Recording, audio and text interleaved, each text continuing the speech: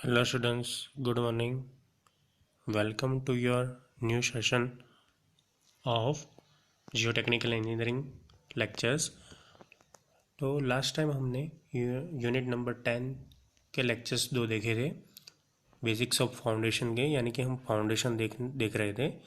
तो फाउंडेशन में हमने सैलो और डीप फाउंडेशन देखे थे। उसमें सैलो फाउंडेशन के सारे टाइप्स जो है वो लास्ट लेक्चर तक हमने देख लिए थे कि कौन कौन से टाइप्स के सैलो फाउंडेशन जो है वो हमें पढ़ने हैं। ओके, तो ये सारे फाउंडेशंस हमने देख लिए थे। उसके बाद आज हम आगे देखेंगे कि कौन कौन से बेसिक टर्म्स जो है आपके सिलेबस में एक टॉपिक है बेसिक टर्म्स। तो ये जो बेसिक टर्म्स जो है वो बेयरिंग कैपेसिटी के रिगार्डिंग है। ओके, बेयरिंग कैपेसिटी से के ऊपर जाने से पहले आपको ये टर्म्स जो है उसे समझना बहुत ही ज़रूरी होता है। उससे आपको एक मतलब एक बैकग्राउंड मिलेगा बेयरिंग कैपेसिटी फाइंड करने का। ओके, तो चलो स्टार्ट करते हैं। सबसे फर्स्ट है footing. Okay, important terms related to bearing capacity, उसमें फुटिंग। तो फुटिंग की डेफिनेशन हमने लास्ट टाइम भी देखी थी लेक्चर में, तो आज फिर से रिपीट कर देते वही। और footing is the lowest portion of the foundation of a structure that transmit the loads directly to the soil. Okay, जो फुटिंग होता है वो लोएस्ट पोर्शन होता है फाउंडेशन का, यानी कि स्ट्रक्चर का फाउंडेशन जो है वो सबसे लोएस्ट पार्ट होता है फुटिंग। और वो क्या करता है, ट्रांसमिट करता है लोड को डायरेक्टली टू द सॉइल। ऊपर से जो भी वर्टिकल मतलब लोड आता है बिल्डिंग का, यानी कि उसका डेड लोड हुआ, लाइव लोड हुआ या दूसरा कोई लोड हुआ जो कि वर्टिकली डाउनवर्ड आता है, उसे वो ट्रांसमिट करता है directly to the soil. Okay, तो वो मेंबर को हम फुटिंग बोलते हैं। और फाउंडेशन क्या है, आपकी सेकंड डेफिनेशन है फाउंडेशन की। और foundation is that part of a structure which is in direct contact with the soil and transmit the load of superstructure to the ground। Okay, तो फाउंडेशन और फुटिंग में देखो यही एक डिफरेंस है कि फाउंडेशन जो है वो स्ट्रक्चर का लोएस्ट पार्ट है, लेकिन क्या है कि वो सॉइल से डायरेक्ट कनेक्टेड होता है। ओके, तो फुटिंग जो होता है वो क्या होता है, और footing is the lowest portion of the foundation of a structure. Foundation का जो लोएस्ट पार्ट होता है उसे हम फुटिंग बोलते हैं।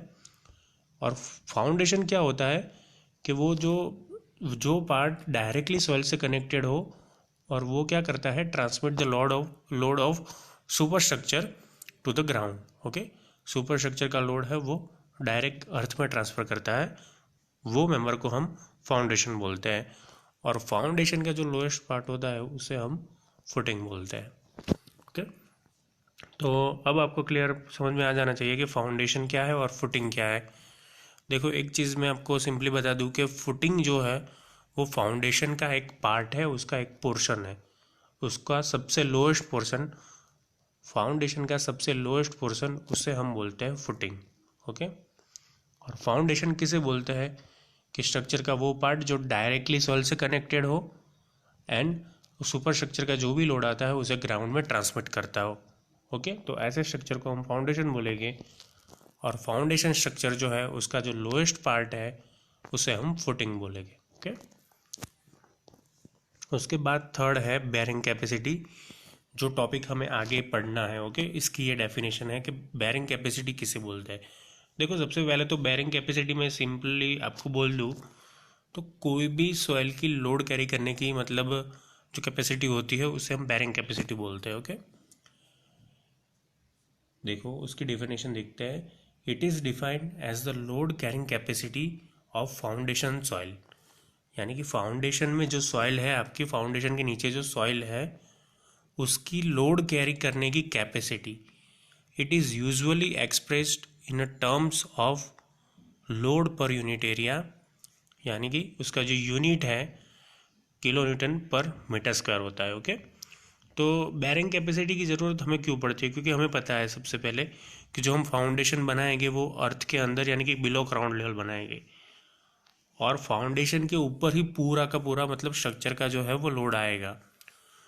तो हमारा जो फाउंडेशन स्ट्रक्चर जो है, यानी कि कोई भी स्ट्रक्चर का जो फाउंडेशन है वो सॉइल ऐसी सॉइल में मतलब बनाना चाहिए कि वो सॉइल फाउंडेशन को कैरी कर सके और ऊपर का जो पूरा लोड आ रहा है सुपर स्ट्रक्चर का उससे भी कैरी कर सके, और उसमें मिनिमम सेटलमेंट्स हो फाउंडेशन में, तो ही आपकी बिल्डिंग सेफ रह सकती है। ओके, तो इस मैनर में बेयरिंग कैपेसिटी आपके लिए बहुत इंपॉर्टेंट हो जाती है कोई भी स्ट्रक्चर के लिए। ओके, आप जहाँ कहीं भी मतलब अपनी बिल्डिंग बनाना चाहते हो या कॉमर्शियल कॉम्प्लेक्स बनाना चाहते हो, तो सभी जगहों पे ये बेयरिंग कैपेसिटी जो सॉइल की है वो फाइंड करनी बहुत ही मतलब इम्पोर्टेंट टास्क है आपका।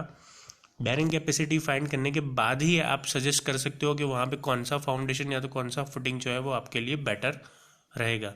फिर आगे मैंने जो शैलो फाउंडेशंस आपको समझाए हैं उसमें से जो प्रॉपर मतलब सॉइल जैसे सॉइल के टाइप के अनुरूप जो फाउंडेशन होगा उसे हम सिलेक्ट करेंगे as a our foundation. Okay, और उसके ऊपर जो पूरा बिल्डिंग है वो रेस्ट करेगा।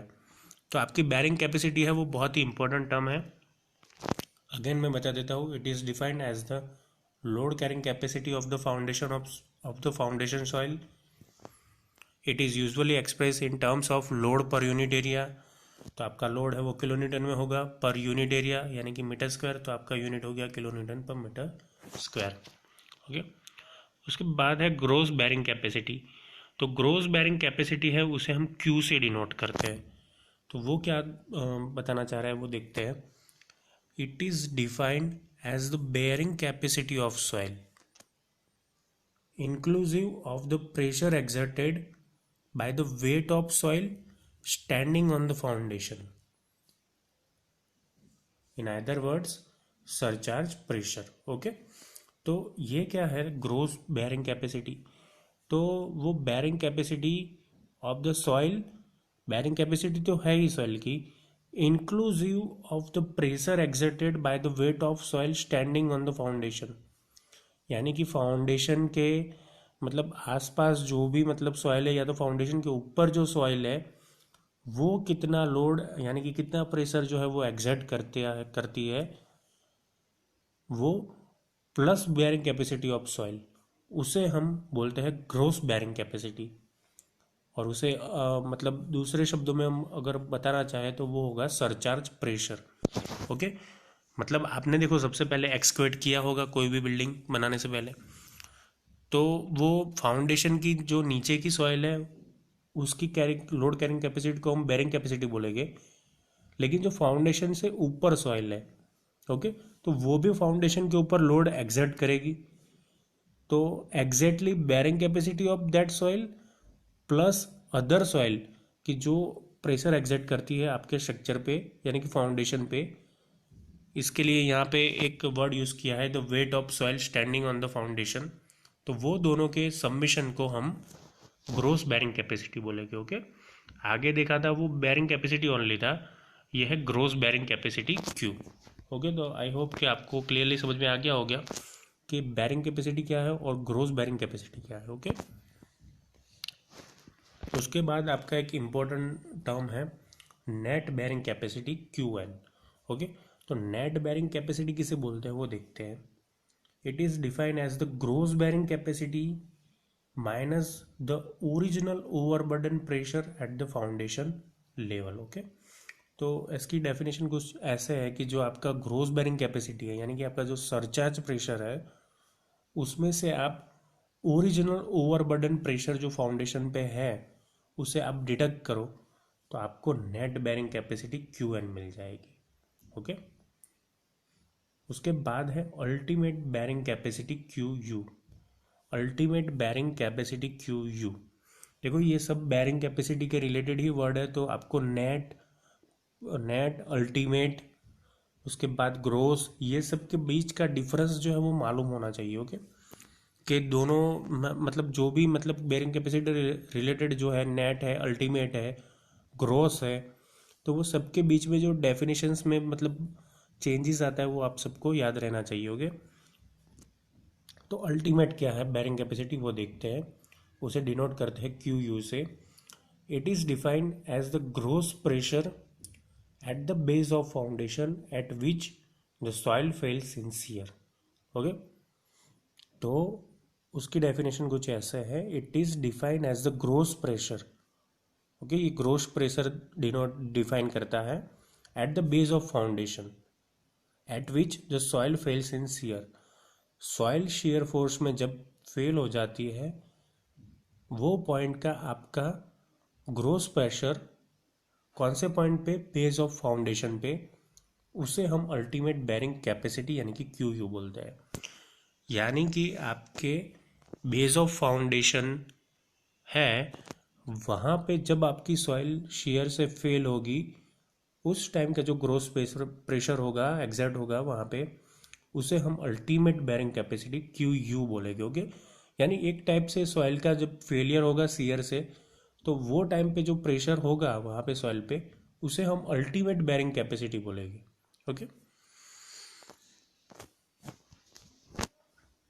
उसके बाद है net ultimate bearing capacity Q N U. Okay, देखो ऊपर अल्टीमेट बेरिंग कैपेसिटी था, उसमें एन लगा दिया यानी कि नेट अल्टीमेट बेरिंग कैपेसिटी। तो ये नेट अल्टीमेट बेरिंग कैपेसिटी क्या है वो देखते हैं। It is defined as the net pressure, it is defined as the net pressure in excess of the surcharge pressure, in excess of the surcharge paper pressure at which soil fails in shear। यानी कि एक surcharge pressure दिखाता है कि उससे ज़्यादा pressure, net pressure in excess of surcharge pressure. Okay, तो ये जो है सरचार्ज प्रेशर दिखाता है at which soil fails in shear। It is equal to gross pressure, यानी कि जो ग्रोस प्रेशर है क्यू यू, वो माइनस सरचार्ज प्रेशर, और सरचार्ज प्रेशर आपका गैमा इंटू डी होगा, क्योंकि डी जो है वो आपकी डेप्थ ऑफ सॉइल है कि डेप्थ ऑफ फाउंडेशन है। क्यू एन यू है वो आपका नेट अल्टीमेट बेरिंग कैपेसिटी है, क्यू यू है वो आपका अल्टीमेट बेरिंग कैपेसिटी हो गया यानी कि ग्रोस प्रेशर हो गया।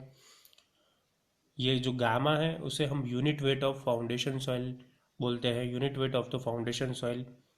और गैमा डी है, गैमा इंटू डी करेंगे तो हमें मिल जाएगा ओवरबर्डन प्रेशर और सरचार्ज प्रेशर। ओके, यानी कि आपकी जो अल्टीमेट बेरिंग कैपेसिटी है उसमें से मैं सरचार्ज प्रेशर जो है वो डिडक्ट कर दूं, माइनस कर दूं, तो मुझे मेरी net ultimate bearing capacity Q N U मिल जाएगी। ओके, तो इजीली आप समझ सकते हो कि ultimate bearing capacity minus overburden pressure या तो सरचार्ज प्रेशर, ऐसा इतना करोगे तो आपको directly net ultimate bearing capacity Q N U मिल जाएगी। ओके, ये सारे टर्म्स जो है वो बहुत ही मिक्सअप होते हैं फ्रेंड्स। नेट है, नेट अल्टीमेट बेरिंग कैपेसिटी है, ग्रोस कैपेसिटी है, बेरिंग कैपेसिटी है। तो ये सब के बीच में डिफरेंस आपको मतलब मालूम होना चाहिए कि किसे नेट बोलते हैं, किसे अल्टीमेट बोलते हैं, और किसे नेट अल्टीमेट बेरिंग कैपेसिटी बोलते हैं। ओके, उसके बाद एक और कैपेसिटी है बेरिंग कैपेसिटी का type, net safe bearing capacity. Okay, net safe bearing capacity, it is defined as the maximum load per unit area in excess of surcharge pressure which the foundation soil और bed can carry safely without risk of shear failure. देखो last time जो हमने देखा था, मतलब 7th number की definition देखी थी, उसमें क्या था, आपके सॉइल का शेयर फेलियर हो चुका होता है। यहाँ पे वही डेफिनेशन है लेकिन यहाँ से चेंज है, विच द फाउंडेशन सॉइल और bed can carry safely without risk of shear failure. यानी कि आपका शेयर फेलियर होता नहीं है उस टाइम का, जो मतलब आपका बेरिंग कैपेसिटी होता है सॉइल का, उसे हम नेट सेफ बेरिंग कैपेसिटी बोलेंगे। ओके, जिसका इक्वेशन है Q N S is equal to Q N U upon F, जिसमें एफ है आपका फैक्टर ऑफ सेफ्टी, और उसे बिटवीन 2 to 5 हम कंसिडर करते हैं। ओके, तो एफ है आपका फैक्टर ऑफ सेफ्टी जिसकी वैल्यू हम बिटवीन 2 and 5 कंसिडर करते हैं। उसके बाद है safe bearing capacity Q S. तो ये सेफ बेरिंग कैपेसिटी अब क्या है वो देखते हैं।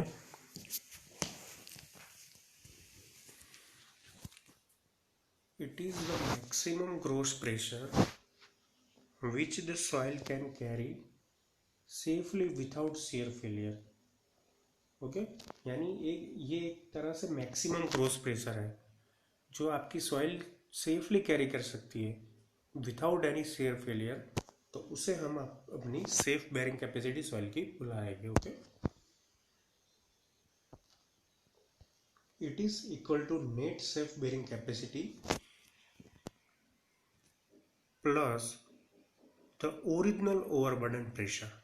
ओके, तो जो सेफ बेरिंग कैपेसिटी है उसका मैथमेटिकल इक्वेशन जो है वो कैसे बनेगा वो देखते हैं। आपकी नेट सेफ बेरिंग कैपेसिटी यानी कि क्यू एन यू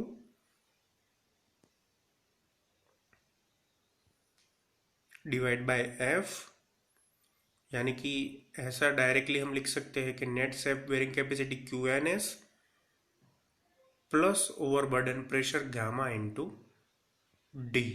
ओके, तो यहाँ पे जो है वो हम Q N S plus gamma into D directly बोल सकते हैं। ओके, ये जो यहाँ पे डिवाइड है Q N U upon F, वो आप यहाँ पे टर्म देख सकते हो कि क्यू एन एस है। ओके, तो Q N S plus gamma into D, यहाँ पे टाइपिंग मिस्टेक्स की वजह से डिवाइड हुआ है, बाकी ये जो क्यू एस है वो यहाँ पे प्लस आएगा। ओके, इतना आपको याद रखना है स्टूडेंट्स। उसके बाद जो है आपकी allowable bearing pressure Qn. It is the net loading intensity at which the foundation soil neither fails in shear nor there is excessive settlement detrimental to the structure। यानी कि ये एक तरह से एक नेट लोडिंग इंटेंसिटी है। Okay, at which the foundation soil neither fails in shear, यानी कि आपकी फाउंडेशन सॉइल फेल भी नहीं होगी, nor there is excessive settlement, और उसमें एक्सेसिव सेटलमेंट्स भी नहीं आएंगे। तो उस टाइप के प्रेशर को हम allowable bearing pressure Q N से डिनोट करते हैं। ओके, तो ये सारी जो है वो आपकी बेसिक डेफिनेशन है, इंपॉर्टेंट टर्म्स है related to bearing capacity. Okay, footing, foundation, bearing capacity, उसके बाद gross bearing capacity Q, net bearing capacity Q N, ultimate bearing capacity Q U, net ultimate bearing capacity Q N you.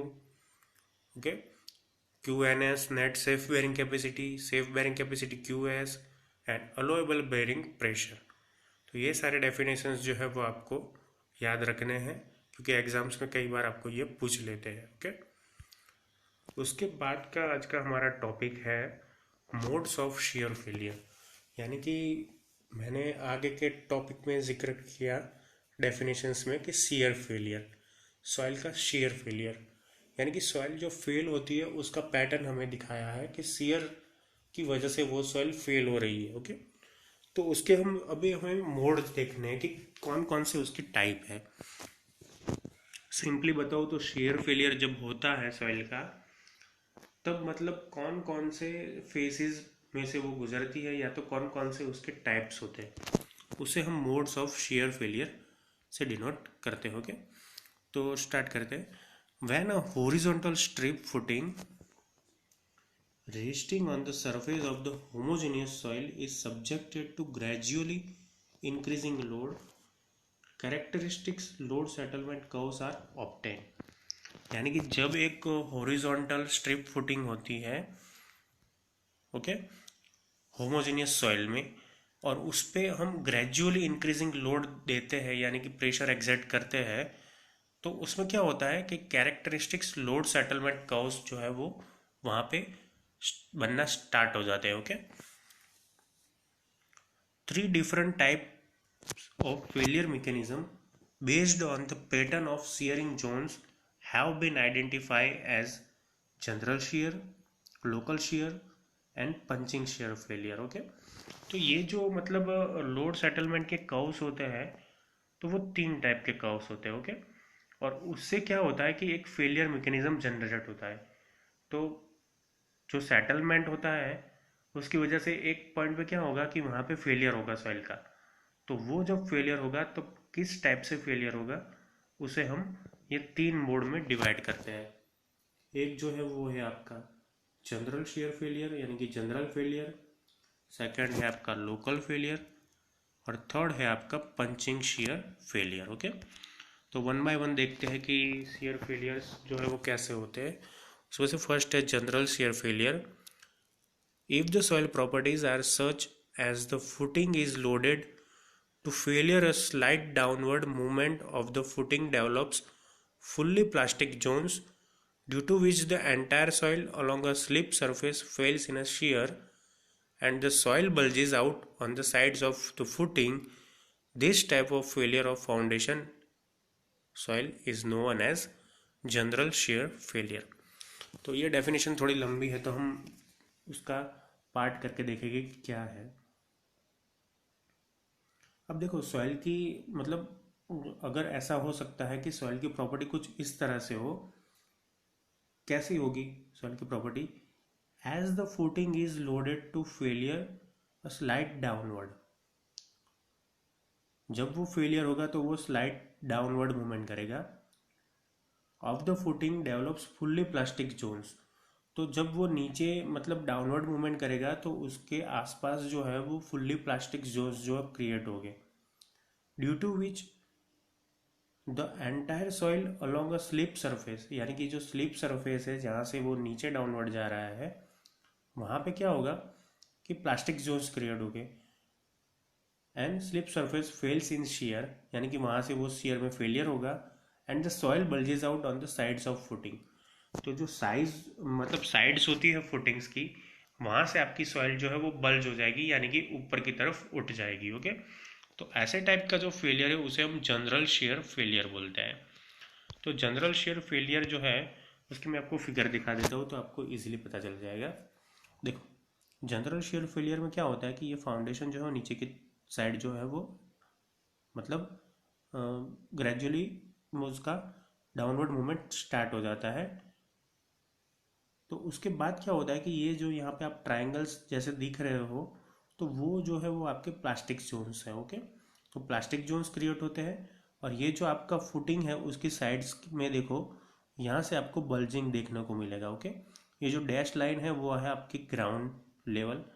तो वहाँ से soil जो है वो ऐसे bulging में उठी हुई होगी.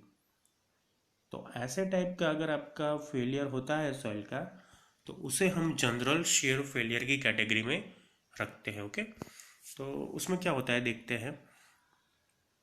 From the load versus settlement curve it can be observe that there is a sudden increase in the settlement of the footing and the shear failure of the soil occur. देखो graph में जैसे दिखाता है, graph में देखो यहाँ पे Q लिखा हुआ है यानी कि लोड है, और यहाँ पे S है यानी कि सेटलमेंट्स है. तो आप देख सकते हो कि उसके बीच में अगर ग्राफ बनाएंगे तो पहले सडनली इंक्रीज होगा वो, फिर एक पॉइंट आएगा और वो सडनली फेल हो जाएगा. देखो ये जो वैल्यू है वो बहुत ही जल्दी नीचे उतर जाती है, और ये जो मैक्सिमम वैल्यू है उसे हम QU बताते हैं. ओके, तो ये जनरल टाइप का फेलियर हो गया सॉइल का, जनरल शेयर फेलियर. तो general failure is characterize by, यानी कि जनरल फेलियर हुआ है वो हम कैसे तय करेंगे, कैसे डिफाइन करेंगे. A well defined failure surface reaching up to ground surface. Okay, तो उससे जब आपकी फेलियर सरफेस जो है वो अच्छी तरह से फेल हुई होगी वो आप देख सकते हो clearly. And reaching up to ground surface, और वो ग्राउंड सरफेस पे पहुंच जाएगी. तो ऐसे फेलियर को जनरल शेयर फेलियर बोलेंगे. A sudden catastrophic failure accompanied by tilting of foundation. अगर आपका फाउंडेशन का टिल्टिंग मूवमेंट होता है तो वहाँ पे कैटास्ट्रॉपिक फेलियर होगा, और वो जो है वो सडनली होगा. आप ग्राफ में देख सकते हो कि यहाँ से सडनली उसका फेलियर हो चुका है. ओके, क्योंकि ये वैल्यू है वो बहुत ज़्यादा जल्दी बढ़ रही है ये ग्राफ के हिसाब से. ओके,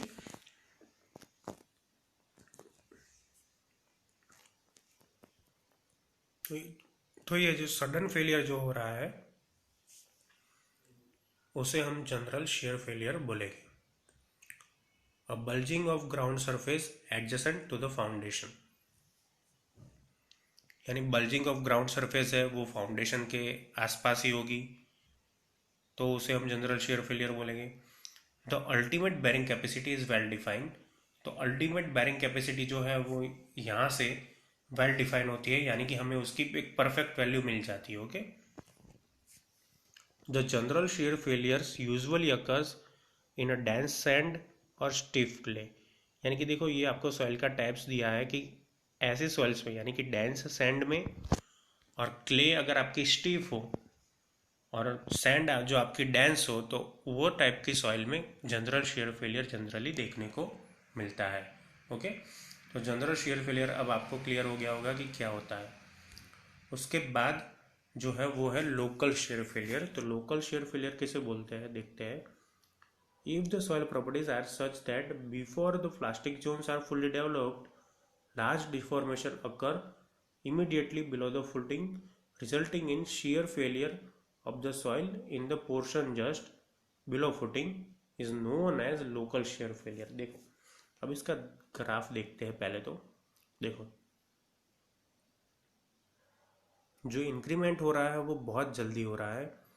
एक बार देखो यहाँ से फेल होना चालू हुआ है तो उसे हम QU1 बोलेंगे, पहला पॉइंट। और सेकंड पॉइंट जो है वो फेलियर का, उसे हम फाइनल QU बोलेंगे, यानी कि अल्टीमेट बैरिंग कैपेसिटी बोलेंगे। तो वहाँ से ये जो फेलियर होना चालू होता है। ओके, तो देखो इसमें दो लिमिट्स यहाँ पे जनरेट होती है। ओके, लोकल शेयर फेलियर हम इससे ही डिनोट कर सकते हैं। ओके, बाकी ये मतलब same to same general shear failure जैसा ही है, लेकिन जनरल शेयर फेलियर में क्या होता है, ओनली एक ही अल्टीमेट लोड बैरिंग कैपेसिटी आपकी जो है वो डिफाइन होती है, और यहाँ पे आपको दो लिमिट्स मिलती है। ओके, QU1 और QU। As shown in figure, यानी कि ग्राफ में हमने देखा, local shear failure is associated with considerable vertical movement of the footing before the failure surface is extended to the ground surface and soil bulging take place. Okay, general में हमने देखा कि ये जो ग्राफ हो रहा था वो धीरे धीरे बढ़ रहा था, लेकिन यहाँ पे तो देखो वर्टिकल पूरा हो चुका है, यानी कि ये वैल्यू जो है वो सबसे ज़्यादा बढ़ रही है और फेलियर आपका सबसे ज़्यादा होता है। और फेलियर के पहले जो ग्राफ की वैल्यू होती है वो भी इसमें बहुत ज़्यादा आती है। तो ऐसे टाइप के फेलियर को हम लोकल शेयर फेलियर बोलते हैं। ओके, इसमें भी सॉइल बल्जिंग होता है और जनरल में भी होता है। In this type of failure a heave is observed only when there is a substantial vertical movement of the footing। Okay, तो ये सारी चीज़ जो है वो आपको याद रखनी है लोकल शेयर फेलियर में। उसके बाद उसके कैरेक्टरिस्टिक्स हमें दिए हैं कि कैसी कंडीशंस हो तो हम डिफाइन कर सकते हैं कि ये लोकल शेयर फेलियर ही है। Failure surface is well defined only immediately below the footing. Okay, failure surface आपको कहाँ पे मिलेगी, only immediately below the footing. Below footing ही आपका फेलियर हुआ होगा, तो उसे हम लोकल शेयर फेलियर बोल सकते हैं। Slip surface is not visible beyond the edges of the foundation. आपको स्लिप सरफेसेस जो है वो इजीली नहीं मिलेगी जैसे लोकल शेयर फेलियर में मिलती थी। The failure surfaces do not reach ground surfaces. जो फेलियर सरफेस है वो जनरल में ग्राउंड तक रीच करती थी, लोकल में नहीं करती है। The failure is not sudden and there is no tilting of footing. General में आपका टिल्टिंग होता था फाउंडेशन फुटिंग का, यहाँ पे आपका टिल्टिंग ऑफ फुटिंग नहीं होता। और फेलियर जो है वो भी सडनली नहीं होता। Okay, failure is defined by large settlements. इसमें लोकल शेयर फेलियर में पहले बहुत सारे सेटलमेंट्स आते हैं, फिर उसके बाद फेलियर होता है। Ultimate bearing capacity is not well defined. Okay, तो यू कैन सी स्टूडेंट्स के सारे पॉइंट्स जो है वो आगे से बिल्कुल अलग है। The local shear failure usually occurs in the case of fairly soft or loose and compressible soils। यानी कि अगर आपकी सॉइल फेयरली सॉफ्ट है या तो लूज है या तो फिर कंप्रेसिबल टाइप की सॉइल्स है, तो वो केसेस में आपका फेलियर जो है वो लोकल शेयर फेलियर हो सकता है। ओके, ग्राफ हमने देख लिया, देखो यहाँ पे बल्जिंग भी हो रहा है। ओके, लेकिन यहाँ पे जो है वो सडनली फेल नहीं हो रहा है, उसमें बहुत सारे सेटलमेंट्स आते हैं फेलियर से पहले, तो ऐसे फेलियर को हम लोकल शेयर फेलियर बोलते हैं। उसके बाद है पंचिंग शेयर फेलियर। तो पंचिंग शेयर फेलियर जो है वो किसे बोलते हैं, देखते हैं। तो punching share failures occur where there is a relatively high compression of soil under the footing। बहुत ज़्यादा कंप्रेशन आपका फुटिंग के अंदर हुआ है, accompanied by shearing in vertical direction around the edges of the footing।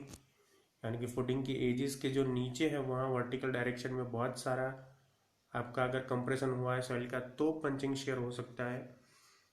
The failure surface which is vertical और slightly inclined never reaches the ground surface. जो मतलब वर्टिकल सरफेस है, फेलियर सरफेस है, वो ग्राउंड तक रीच नहीं कर पाती है। There is no heaving of the ground surface away from the edges and no tilting of the footing. Okay, यानी कि जो बल्जिंग होता था सॉइल का वो आपका ये केस में नहीं होगा पंचिंग शेयर फेलियर के केस में। उसके कैरेक्टरिस्टिक्स हम देखते हैं। No failure pattern is observe, failure की कोई पैटर्न नहीं मिलती है। The failure surface which is vertical और slightly inclined follows perimeter of the base, perimeter of base के अराउंड ही उसका जो मतलब फेलियर होता है वो देखने को मिलता है। There is no bulging of the soil around the footing, around the footing देखो तो आपको कोई बल्जिंग सॉइल का देखने को नहीं मिलेगा। There is no tilting of the footing, tilting भी नहीं होगा। Failure is characterized in terms of large settlements, बहुत सारे लार्ज सेटलमेंट पहले आ चुके होंगे, फिर उसके बाद ये पंचिंग शेयर फेलियर होगा। The ultimate bearing capacity is not well defined. Okay, यानी तीनों केस में ओनली अगर आपका फेलियर जनरल होता है तो ही आप एक अल्टीमेट बैरिंग कैपेसिटी जो है वो वेल डिफाइंड बता सकते हो। ओके, उसका ग्राफ देख लेते हैं। देखो देखो पंचिंग शेयर है यहाँ पे, फाउंडेशन के एकदम बराबर नीचे ही ये हुआ है पंचिंग, यानी कि उसमें कंप्रेशन ज़्यादा हुआ है। देख सकते हो यहाँ पे फ्लैट सरफेस है ग्राउंड लेवल की जीएल की, इसमें कोई भी टाइप का बल्जिंग नहीं हुआ है। और ग्राफ में भी आप देखो तो देखो सडनली, मतलब सडनली जो है वो ब्रेक नहीं होता है, वो उससे पहले आपको 2-3 बार लिमिट्स मिल जाती है, यानी कि QU1 ऐसे ही QU2 भी हो सकता है और आपको फाइनल में QU मिलता है। ओके, तो ऐसे टाइप के फेलियर को हम पंचिंग शेयर फेलियर बोलेंगे। ओके स्टूडेंट्स, तो आज के लिए इतना। आगे के लेक्चर में देखेंगे कि आगे जो SBC है वो कैसे कंप्यूट की जाती है by IS and Terzaghi's method. Okay students, thank you for watching and keep watching for updating videos of geotechnical engineering. Thank you.